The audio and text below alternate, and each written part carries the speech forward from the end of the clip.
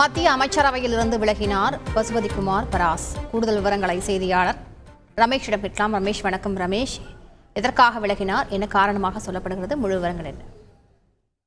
அதாவது மத்திய அமைச்சரவையிலிருந்து ராஷ்டிரிய லோக் ஜனசக்தி கட்சியின் தலைவர் பசுபதிகுமார் பாரஸ் விலகி இருக்கிறார். குறிப்பாக பீகாரில் தேசிய ஜனநாயக கூட்டணியில் இடம்பெற்றிருந்த மிக முக்கியமான ஒரு கட்சி தான் ராம்விலாஸ் பாஸ்வானுடைய லோக் ஜனசக்தி கட்சி.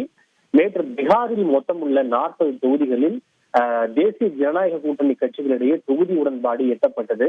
அதில் பாஜக 17 தொகுதிகளிலும், ஐக்கிய ஜனதா தளம் 16 தொகுதிகளிலும், சிராக் பாஸ்வான் தலைமையிலான லோக் ஜனசக்தி கட்சி 5 தொகுதியும் ஒதுக்கப்பட்டது. ஆனால் 2-3 ஆண்டுகளாக பாஜக அணியில் இடம்பெற்றிருக்கக்கூடிய பசுபதிகுமார் பாரஸ் தலைமையிலான ராஷ்டிரிய லோக் ஜனசக்தி கட்சிக்கு எந்த விதமான தொகுதியும் நேற்றைய தினம் ஒதுக்கப்படவில்லை. இதனால் அதிருப்தி அடைந்துள்ள பசுபதிகுமார் பாரஸ் மத்திய அமைச்சரவையிலிருந்து விலகுவதாக அறிவித்துள்ளார். செய்திகளை உடனுக்குடன் தெரிந்து கொள்ள உடனே சப்ஸ்கிரைப் பண்ணுங்க.